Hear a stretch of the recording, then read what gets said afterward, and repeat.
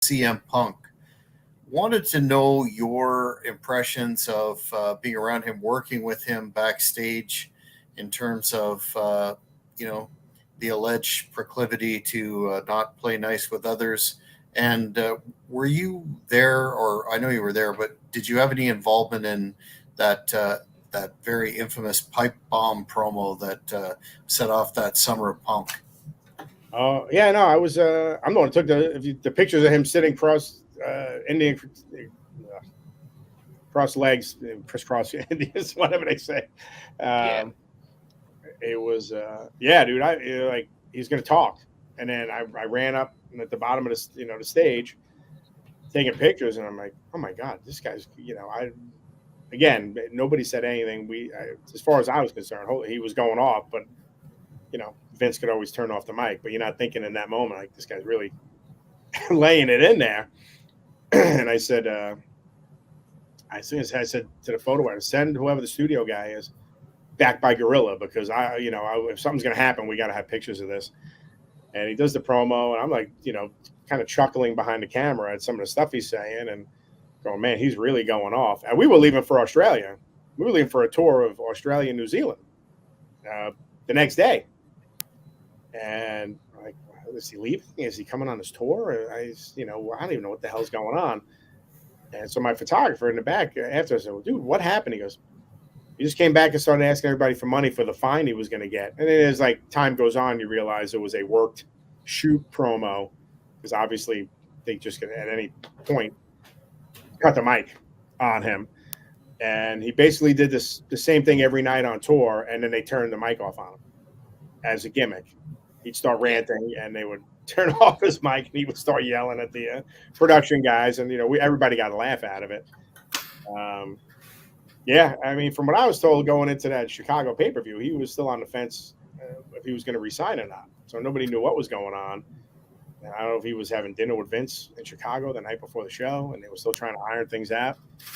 And and again, I think they ruined that also. I thought what he did was funny. He was going around Chicago taking pictures with the title.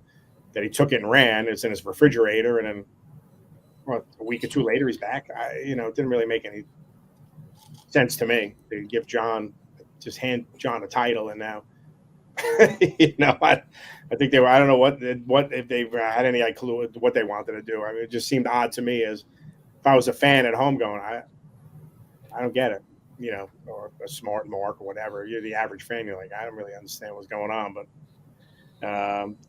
he was a cool guy. He had his moments. There were times he was a little standoffish with us. He's a huge hockey fan, huge Blackhawks fan, so we always talk hockey with him. Slapshot lines would always come out between us. We'd say something, he would say something back. I know after Paul Newman died, he did Dunlop number 8 on the wrist tape, and we got one of the guys took it from when he cut it off. He said we haven't. We taped it on our road case. It's probably still there.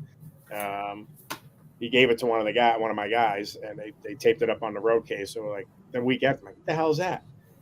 I was off, and like, yeah, didn't you? He gave it to us. I'm like, oh, that's cool.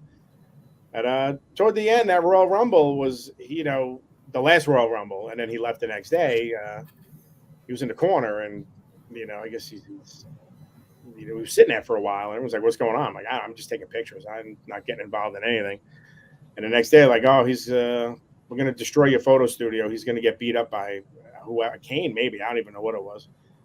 I'm like, dude, you're not going to smash all my equipment. Then what am I supposed to do? It's like thousands of dollars worth of camera equipment, photo equipment. They just never seem to care for a show. Blow up a car, destroy, $10,000 in photo equipment.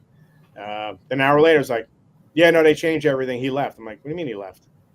Well, yeah, he left. He went home. Like, what do you mean he went home? It was just like with Jerry Lawler when they fired the cat. And that was, I actually saw him leaving the parking lot. I thought they were going to the gym or whatever. And like, oh, King left. I'm like, what do you mean? Well, they told Cat she was getting let go, and he quit. I'm like, oh, I just saw them drive out. I thought they were going to the gym. Like, but no, he quit when they got fired her. I'm like, okay, all right.